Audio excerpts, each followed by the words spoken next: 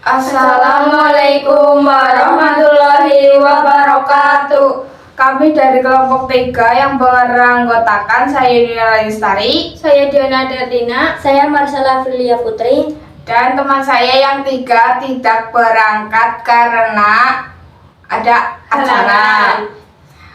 Tapi sudah ikut iuran, tapi tidak ikut mengerjakan. Sangat sedih.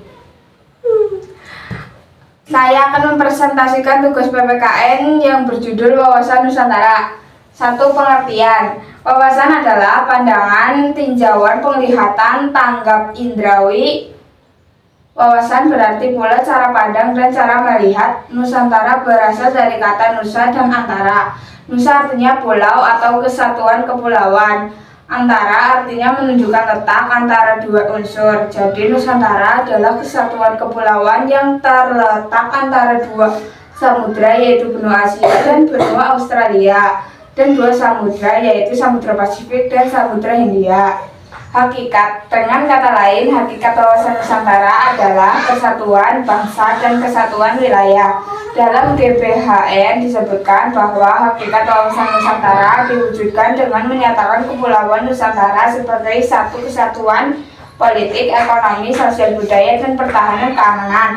Kedudukan wawasan Nusantara sebagai wawasan nasional bangsa Indonesia merupakan ajaran yang diyakini kebenarannya oleh seluruh rakyat Indonesia, agar tidak menjadi penyesatan atau penyimpangan dalam upaya mewujudkan cita-cita dan tujuan nasional. Fungsi wawasan Nusantara berfungsi sebagai pedoman, motivasi, dorongan, serta rambu-rambu dalam menentukan segala kebijaksanaan, keputusan, tindakan, dan pembuatan bagi penyelenggaraan negara tingkat pusat dan daerah maupun bagi seluruh rakyat Indonesia dan dalam kehidupan bermasyarakat, berbangsa, dan bernegara. Tujuan wawasan Nusantara bertujuan mewujudkan nasionalisme yang tinggi di segala aspek kehidupan rakyat Indonesia yang lebih mengutamakan kepentingan sosial nasional daripada kepentingan individu, kelompok, golongan, suku, bangsa, dan daerah. Kepentingan tetap dihormati, diakui, dan dipenuhi selama tidak bertentangan dengan kepentingan nasional atau kepentingan masyarakat. Nasionalisme yang tinggi di segala bidang demi terciptanya tujuan nasional tersebut. Aspek-aspek Trigatra. A. Letak dan bentuk geografis. B. Keadaan dan kemampuan penduduk. C. Keadaan dan kekayaan alam. Yang berikutnya adalah aspek-aspek Pancagatra. Pancagatra adalah aspek-aspek kehidupan nasional yang menyangkut kehidupan dan pergaulan hidup manusia dalam bermasyarakat dan bernegara dengan ikatan-ikatan, aturan-aturan, dan norma-norma tertentu. Hal-hal yang termasuk aspek-aspek Pancagatra adalah sebagai berikut: ideologi, politik, ekonomi, sosial budaya, pertahanan, dan keamanan. Implementasi wawasan Nusantara. Implementasi wawasan Nusantara dalam kehidupan politik akan menciptakan iklim penyelenggaraan negara yang sehat dan dinamis.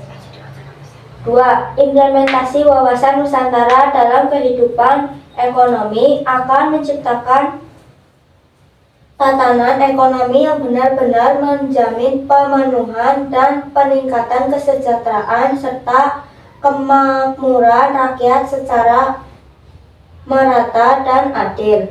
3.